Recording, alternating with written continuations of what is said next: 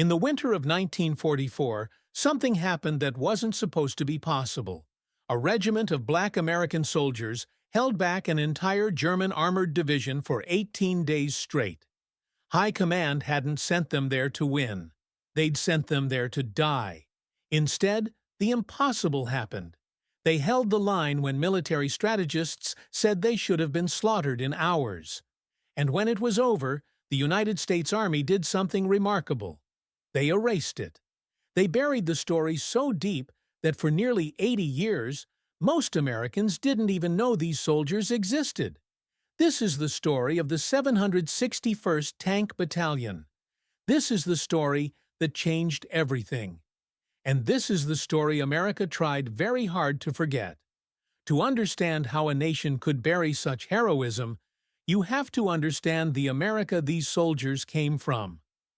For 300 years, Black Americans had been told they were not quite men. The Constitution agreed. The law agreed. The military agreed. And yet, every time America needed soldiers, they called on black men to die in their defense. It was a grotesque dance. They were good enough to die, the thinking went, but not good enough to be seen dying. Their courage could be weaponized. Their humanity could not. By World War II, this pattern had been repeated again and again. The Revolutionary War, the Civil War. Each time black soldiers had shown up. Each time they'd been relegated to supply lines, labor battalions, anywhere but the front lines. When they came home, they found themselves back in the same cage, the same segregated neighborhoods, the same exclusion. In the South, Jim Crow had transformed black life into complete control. In the North, segregation was just coded differently. And in the military, segregation was law. Black soldiers couldn't eat with white soldiers, couldn't sleep in the same barracks, couldn't even donate blood to the same banks. Even blood was segregated. The message was clear: your blood is contaminated. By 1944, the war in Europe had become a meat grinder. Hundreds of thousands of Americans were already dead. The need for bodies was insatiable. And yet, the military remained committed to segregation. But desperation changes things. When your own soldiers are being killed by the thousands, philosophy becomes flexible. Someone in high command made a decision that would have been unthinkable years earlier. He decided to form a combat tank battalion, an all-black tank battalion. He called them the 761st Tank Battalion. The newspapers called them the Black Panthers. This was meant to be a test, and it was meant to be expendable. The 761st was trained in secret and shipped out to Europe in October 1944, assigned to the 101st Airborne Division. The 101st looked at the black tankers with barely concealed contempt, but the war didn't care about their feelings. By November, Hitler was running out of time. The Nazis were cornered and desperate. Hitler decided to gamble everything on one last offensive. He'd punch through American lines in Belgium, race toward the coast, and split the Allies in half. On December 16, 1944, the Germans attacked. The offensive caught Americans by surprise. German forces advanced further and faster than anyone expected. The Germans were driving toward Bastogne, a crucial supply hub. If they took it, the American position would collapse. The 101st Airborne was ordered to hold Bastogne at any cost, and they were given reinforcements, the 761st Tank Battalion. What nobody said out loud was what everyone understood. The 761st was being sent there to be slaughtered. Military officers had run the calculations. They saw this green regiment of black men against impossible odds. They saw a suicide mission. The real expectation was that they would die. That was their function. What happened next shouldn't have been possible. For 18 days, in temperatures below zero, with fuel running dangerously low and ammunition scarcer by the hour, the 761 Tank Battalion held the line. They didn't just hold, they counterattacked. They disrupted German supply lines. They shot it out with German tanks in the snow. When it was over, Bastogne was still in American hands. The German offensive had failed. Historians would later call it mathematically impossible. But it had happened. The problem was that it was too real.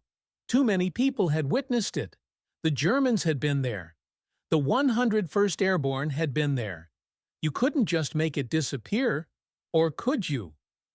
What followed was a masterclass in historical erasure. The story that spread through America was carefully curated.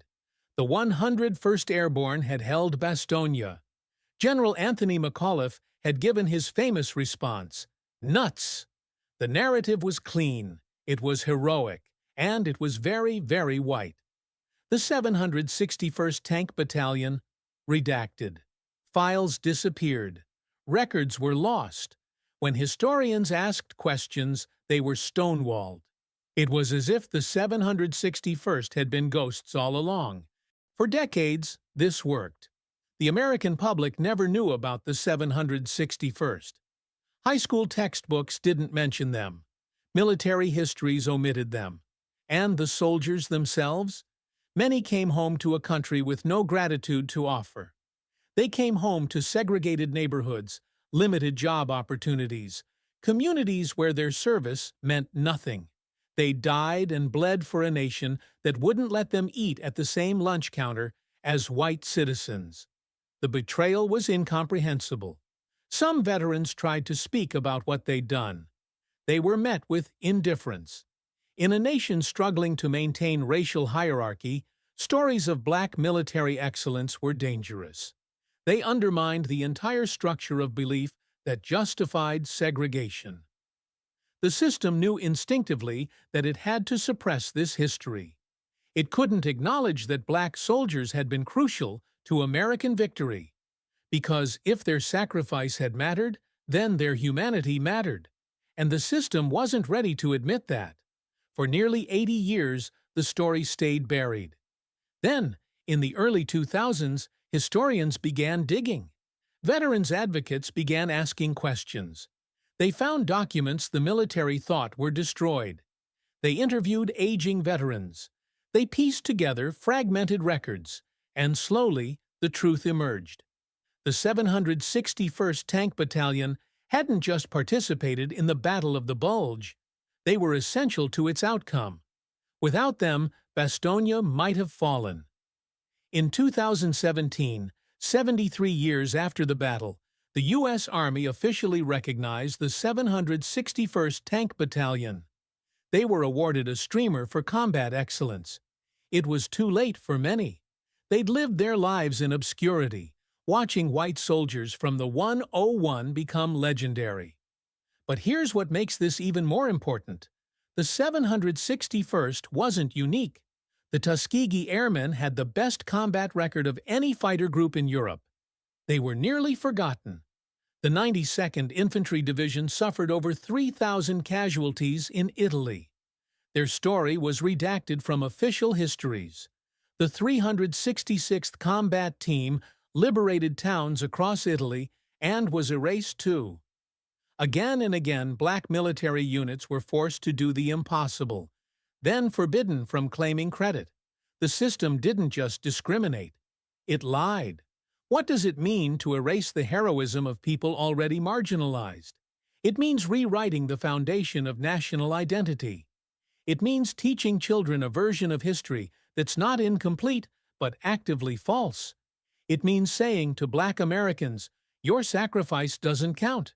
Your bravery doesn't matter. The real scandal isn't that they were forgotten. The real scandal is that there was anything to forget. A just society wouldn't have had to erase them. Yet invisibility has limits. Stories buried underground sometimes claw their way back to the surface. Every document discovered, every veteran who tells their story, every historian who refuses to let the official narrative stand, these are acts of resurrection. The 761st came back. The truth came back. And now, when you read about the Battle of the Bulge, you know there were black tanks on that frozen landscape. You know their names. You know their price. The 761st didn't need history to validate them. They knew what they did. They paid for it in blood. They lived with the knowledge that their nation didn't care about their contribution, didn't see them as full human beings, and yet they did it anyway. That's what makes their story so powerful. It's not about winning, it's about resilience in the face of systematic dehumanization. It's about courage that comes not from expectation of reward, but from internal necessity. Now we have a choice. We can let this story fade back into obscurity, or we can learn from it. We can recognize it as evidence of what human beings are capable of when forced to confront impossibility. We can ask ourselves what other stories we've been taught to forget, what other contributions we've been taught to ignore. The 761st reminds us that history isn't inevitable. It's constructed, it's chosen, and we have the power to choose differently. The price of freedom isn't measured in battles won. It's measured in the stories we refuse to let die. It's the refusal to let our nations erase us, no matter how much power they have. It's the insistence that truth matters, that sacrifice matters, that every human being matters, even when the world is conspiring to tell us otherwise. The 761st held the line. They did the impossible. And now, finally, we're beginning to remember.